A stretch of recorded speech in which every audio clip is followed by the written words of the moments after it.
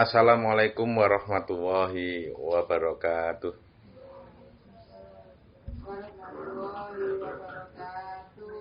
Sahabat-sahabat, hari ini bertemu lagi dengan Cak Ndon yang suka membaca pengalaman teman. Ini adalah pengalaman rohani. Namanya pengalaman ya nggak perlu ada yang menilai yang tidak. Oh, namanya pengalaman. Misalnya saya jengking, pengalaman saya jengking, masuk kamu salahkan. Ya jangan disalahkan. Oh, pengalaman saya jengking. Begitu juga dengan pengalaman teman saya. Apapun yang dia tulis, dia mengalami di sana,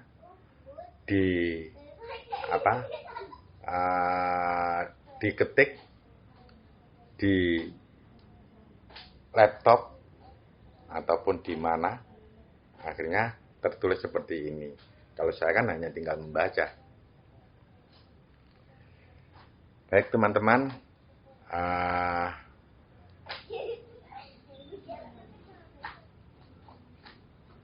nggak tahu teman-teman nanti akan memahami apa. Yang jelas saya hanya membaca aja.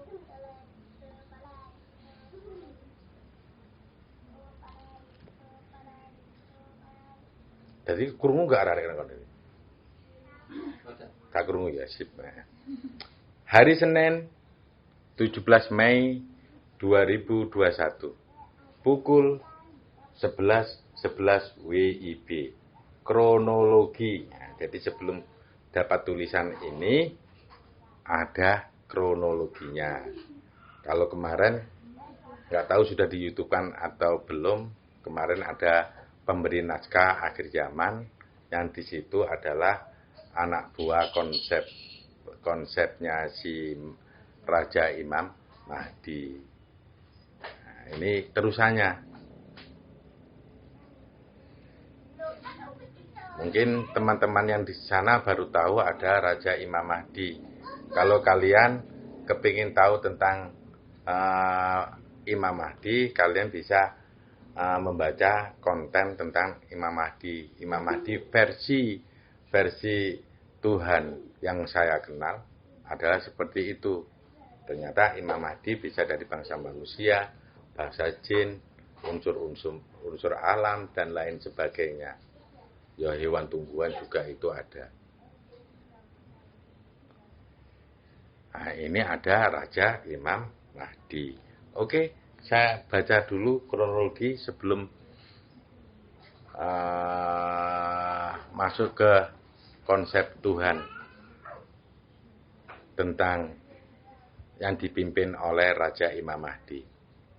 Setelah membaca cabang konsep dari Raja Imam Mahdi yang berjudul Pemberi Naskah Akhir Zaman, Raja Imam Mahdi memberi saran untuk melanjutkan membaca cabang konsepnya yang lain. Saat saya menunjukkan 10 list yang pernah diungkapkan oleh Raja Imam Mahdi. Kemudian Raja Imam Mahdi memilih nomor 7, yaitu tidak berhak mencampuri urusan Tuhan yang telah bersatu dengan umat. Menurut Raja Imam Mahdi, konsep tersebut masih ada kaitannya dengan cabang konsep yang sebelumnya. Hal itu masih berkaitan erat dengan naskah terbaik yang akan dibuat oleh Tuhan dan ciptaan. Itu adalah power yang akan saya gunakan untuk menjalankan naskah terbaik itu, ucap Raja Imam Mahdi kepada saya. Berarti dia ini sudah ketemu Raja Imam Mahdi berarti ini. Jos. Semoga selalu sehat ya. Selalu senang, cari amin. Dan tidak bosan untuk menurunkan buku untuk pemahaman umat seluruh alam semesta. Saya mengikuti saja apa yang menjadi komandonya. Kami pamit kepada pemonitor dalam kurung tim pemberi naskah akhir zaman. Raja Imam Mahdi mengajak saya untuk berangkat ke suatu tempat lagi. Raja Imam Mahdi membuka portal dan kami menuju ke suatu tempat yang ditunjukkan oleh portal tersebut.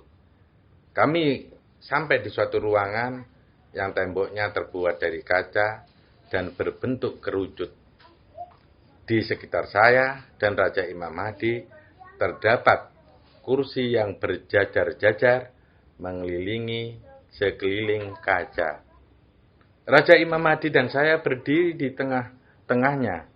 Kemudian Raja Imam Mahdi mengajak saya untuk bersantai sejenak sambil duduk di kursi tunggu yang ada di ruangan tersebut. Hampir mirip dengan gambar di bawah ini, hanya saja bagian atas bentuknya kerucut. Saya ada di dalam ruangan tersebut, sedang duduk di dalam kursi. Ruangannya seperti ini kok ditulis ya, yang ini. Raja Imam Mahdi berkata lagi, kalau konsep berikutnya itu tidak berupa sosok, tetapi diisi oleh sebuah konsep atau aturan yang dibuat oleh Maha Cerdas. Konsep tersebut berupa aturan-aturan tertulis yang berhak diisi oleh Maha Cerdas. Namun setelah konsep tersebut ditutup oleh Maha Mengatur dan Wali Zat, juga menjadi penutup konsep. Maha Cerdas sudah tidak dapat lagi mengisinya.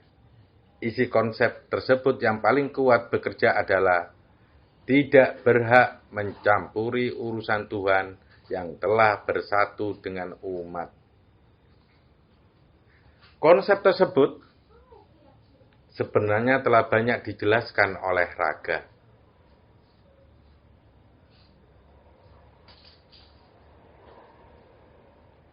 Nah, mungkin Mbak Tia sudah tahu raganya di mana, ya. Jadi konsep tersebut sebenarnya telah banyak dijelaskan oleh Raga. Untuk mengetahuinya lebih jauh, proses membacanya tidak di tempat ini. Mari kita datang ke tempat Tuhan. Saya menjawab, saya kira di sini tempatnya. Raja Imam Mahdi merespon, tidak. Ini kita singgah dulu sebelum menuju ke sana. Yuk, persiapan. Raja Imam Mahdi membuka portal lagi dan diterima oleh sosok yang ada di tempat Tuhan. Kami sampai di tempat Tuhan. Di depan kami terdapat 6 Tuhan yang sedang menutupi kami. Artinya di sini 6 Maha. Ya, di depan kami terdapat 6 Maha. Nah, Maha itu oleh Tuhan lain yang disebut Tuhan. Di depan kami terdapat 6 Tuhan yang sedang menutupi kami. Sehingga kami tidak dapat melihat dengan jelas apa yang ada di hadapan kami. Saya menoleh kepada Raja Imam Mahdi dan bertanya, apa maksudnya? Namun Raja Imam Mahdi meminta saya untuk diam. Mungkin Tuhan tidak ingin dilihat bagaimana mereka sedang berjuang untuk menyatu dengan umatnya. Di sini adalah kawasan konsep tersebut yang diisi oleh para Tuhan yang sedang berjuang untuk bersatu. Saya menganggukkan kepala dan menunggu perkembangan suasana di sana. Maha Cerdas tiba-tiba datang kepada kami dari arah sebelah kiri. Maha Cerdas ditemani oleh asistennya yang sedang membawakan nampan yang berisi buku, ballpoint, dan 2 gelas air putih segar. Dalam kurung warnanya seperti Sprite. Maha Cerdas mempersilakan kami untuk duduk di kain putih yang telah dia sediakan sebelumnya. Maha Cerdas berkata, sudah sampai di sini, waktunya kita mendoakan para Tuhan agar bisa bersatu dengan umat. Maha Cerdas kemudian memberikan sebuah buku dengan tampilan buku yang kuno. Tulisannya pun Latin. Saya menerimanya. Kata Raja Imam Mahdi, sudah boleh kamu membacanya. Dan terdapat cover berjudul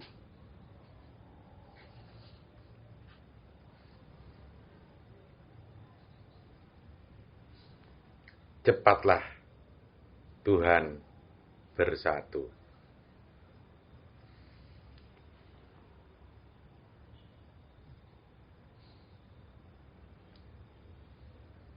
Tulisan di bawahnya, izinkanlah aku sebagai perwakilan Tuhan memohon restu agar apa yang menjadi keinginan kami bisa segera terlaksana. Apabila semakin banyak di antara kalian yang mendengarkan kami, dengarkanlah suara-suara kami dengan baik. Dengarkanlah dengan jelas suara kami. Hingga sampai pada nada-nada kami dalam berucap kepada kalian. Dengarkanlah rasa kami. Maha cerdas yang selalu dicerdaskan dengan keadaan, dengan petunjuk, dengan ciptaan, juga permasalahan yang datang baik kepadaku maupun kepada kawan-kawanku. Segala hal yang datang kepadaku, dalam kurung kepada kalian, selalu membawa hawa kecerdasan bagi yang menerimanya. Aku senang dengan kecerdasan. Dengan kecerdasan membuat orang dapat menjalankan petunjuk yang benar tanpa tergoyahkan. Dengan kecerdasan, mampu mengendalikan seseorang, juga mengajaknya untuk mengikuti hawa kecerdasan. Kecerdasan itu menular. Tetapi cara penularannya tidak bisa bertahan lama. Paling tidak, apabila sudah ditularkan, bisa memperkuat petunjuk yang diberikan Maha Pemberi petunjuk. Jadi kecerdasan itu bisa ditularkan. Ya kumpul aja dengan orang-orang yang cerdas. Ya. Agar petunjuk-petunjuk itu bisa kamu tangkap dengan kecerdasanmu.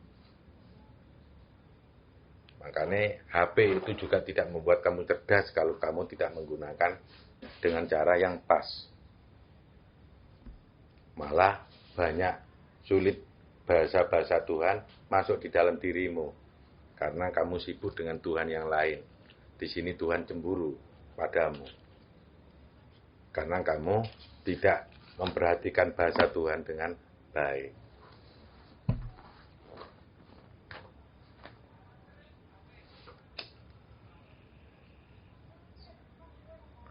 Aku bercita-cita ingin membuat Tuhan-Tuhan yang lain bisa cerdas. Dengan keinginanku itu, ternyata tidak mudah. Ketika aku menggiringnya untuk cerdas, selalu ada pertentangan, baik sedikit ataupun banyak. Namun, ada juga yang bisa langsung hebat, mengetahui bahwa yang sedang dihadapinya adalah kecerdasan yang aku bawa. Tuhan yang mempunyai kecerdasan tinggi, tandanya adalah Tuhan akan dengan cepat memecahkan masalah. Kecerdasan membuatnya tidak terjebak dengan masalah.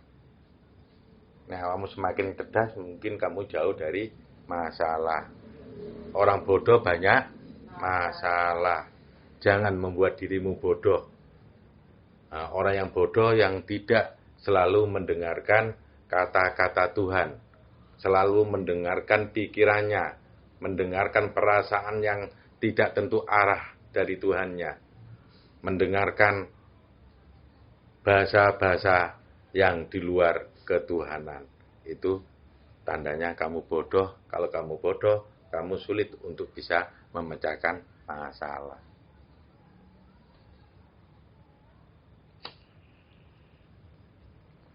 Dengan begitu, kalian bisa mengetahui bahwa aku ini Tuhan macam apa. Padahal di kalimat sebelumnya aku telah memperkenalkan diri sebagai maha cerdas. Kemudian, aku balik bertanya tentang siapakah aku.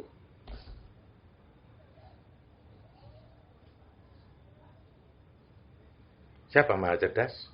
Ditanya. Mungkin kalian belum mengenal maha cerdas. Yang kalian kenal hanya maha mengabulkan doa. Yang kalian kenal hanya maha kaya. Yang kalian kenal Tuhan maha adil. Dan maha yang kalian kenal namanya aja. Tapi gak kenal pemilik nama. Makanya sulit kamu menerjemahkan Tuhan dengan baik. Karena kalian hanya mengenal nama, tapi tidak mengenal Tuhan kalian.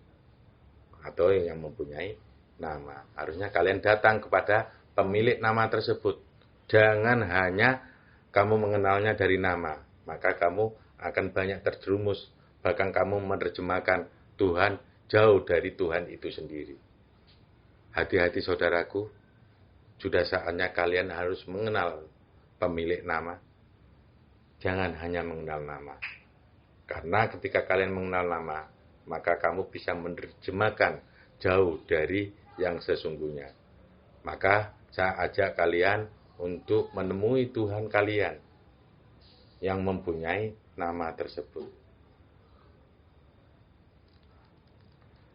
Bercita-citalah untuk bertemu kepada pemilik nama. Kalau kalian tidak pernah bercita-cita, sampai mati pun kalian sulit ditemui oleh Tuhan kalian. Mumpung kita hidup di dunia, kesempatan sebesar-besarnya manakala kita hidup di dunia ini untuk bisa bertemu Tuhan.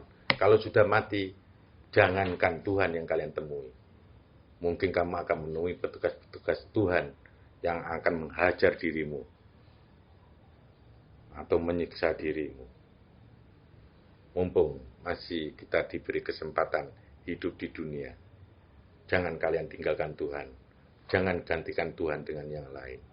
Termasuk HP yang sudah saya katakan tadi. Yuhu. Saya lanjutkan lagi. Kalau HP buat daring, bagaimana, Mbak? Loh, gak apa-apa. Itu ini penggunaan berarti tepat sekali. Jadi untuk bisa energi negatif yang ada di teknologi bisa dihapus dengan ini. Begitu. Punya HP 100 gak apa-apa. Untuk daring semua. Jangan punya 100, satunya didaringkan, satunya begini terus. Tapi kalau membantu temannya untuk bisa melek, ya gak apa-apa. Siwa masih melek? Masih. Oh, alhamdulillah. Wes kopi ini jos berarti ya? Lu kan di Siwa? Oh, enggak. Oh, kopi ini jos. Pokoknya aja ngiling-ngiling siat garing ngantuk. Oh, ono siat ta iku? Ada. Oh, enggak ada.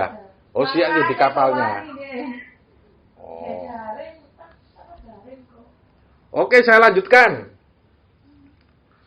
Hari-hariku bisa jadi membawa hawa tegang di sekitar Tuhan. Hawa sulit, hawa kemalasan untuk berdebat denganku. Karena para Tuhan tahu terkadang aku tidak dapat komunikatif dengan mereka. Bahasaku masih terasa menyinggung di hati mereka. Namun, apabila mereka mengaktifkan kecerdasan, mereka tidak akan mungkin tersinggung. Berarti wong sing tersinggungan, berarti wong iku tidak cerdas, tidak mengaktifkan kecerdasannya. Kalau kamu mengaktifkan kecerdasan kamu, maka kamu nggak akan pernah tersinggung. Apakah saudara-saudara pernah tersinggung? Berarti saudara tidak pernah mengaktifkan kecerdasan kalian. Jangan dibiarkan kecerdasan itu tertutupi dalam dirimu. Aktifkan kecerdasanmu, biar kamu mudah untuk tidak tersinggung. Begitu teman-temanku.